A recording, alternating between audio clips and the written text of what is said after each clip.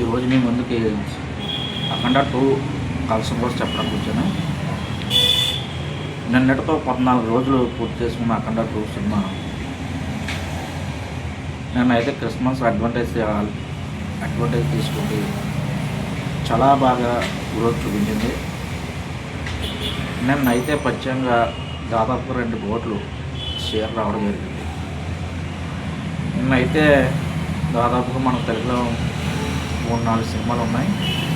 శాంబాల ఒకటే, సాంపియన్ ఒకటే, దండోరా ఒకటే, ఇలా 3 సినిమాలు కొత్త సినిమాలు వచ్చాయి. ఇంకా చిన్న సినిమాలు వచ్చాయి అనుకో. అయినా సరే వాటిని తట్టుకుండి అఖండ 2 వాడితో పాటు సమానంగా కలిసి రావడం అదేమో 14వ రోజు. అఖండ 2 ఎన్నో రిలీజ్కి ముందు అసలు డిసెంబర్ 5వ తారీఖు రిలీజ్ కావాల్సిన సినిమా కొన్ని దుష్టశక్తుల వల్ల రిలీజ్ ఆగిపోయింది.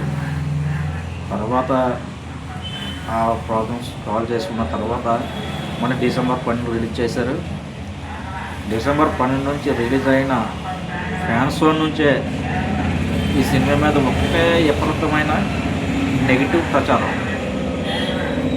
ఇందులో అంటే మాఫియా బ్యాచ్ చాలా గట్టిగా నెగిటివ్ ప్రచారం చేసింది.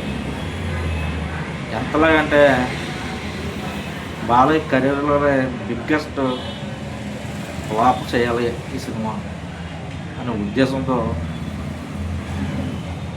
వాళ్ళు నెగిటివ్ ప్రచారం గట్టిగా చేశారు. అయినా సరే సినిమా చూసిన వాళ్ళు సామాన్య ప్రేక్షకులు ముక్త సహాయంతో సినిమా ఇప్పటివరకు ఇంకా గట్టిగా స్టడీగా నిలబడడం జరిగింది. ఇప్పటి వరకు దాదాపుగా ప్రపంచవ్యాప్తంగా 89,25,00,000 షేర్ రాబట్టడం జరిగింది. ఓన్లీ ఇండివిజువల్గా. అవుట్ ఆఫ్ కంట్రీస్ ఓవర్సీస్ అవంటే 13 కోట్ల చిల్లర గ్రాసు, ఒక 6 కోట్లు అన్నింటిలో షేర్ రావడం జరిగింది. ఇవన్నీ కలుపుకుంటే అక్షరాల 95 కోట్లు షేరు రావడం జరిగింది. ఇవాళ శుక్రవారం, రేపు సాటర్డే, ఎల్లుండి సండే వీకెండ్ కాబట్టి కలెక్షన్ ఇంకా పెరిగే అవకాశం ఉంటుంది. ఖచ్చితంగా ఈ సినిమా బ్రేక్ ఇవనే పరుగులు తీస్తుంది. ఇంత నెగిటివ్ ప్రచారంలో కూడా సినిమా నిలబడదంటే బాలయ్య క్రేజ్ ఏమాత్రం ఉందో ఇది ఓన్లీ నందమూరి హీరోలకే చెందుతుంది. గతంలో దేవర కూడా చాలా నెగిటివ్ ప్రచారం చేశారు.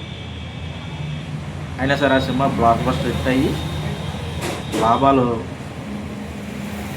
చూశారు నిర్మాతలు, డిస్ట్రిబ్యూటర్తో సహా. అదేవిధంగా అఖండ 2 కూడా ఆ సినిమా దగ్గర సామాన్య ప్రేక్షకుల ఆదరణ పొందుతుంది. చాలా బాగా గ్రోత్ చూపిస్తుంది. అసలు మండే చాలా తక్కువ ₹1 కోటి వచ్చింది. మళ్ళీ మంగళవారం 1 కోటి వచ్చింది.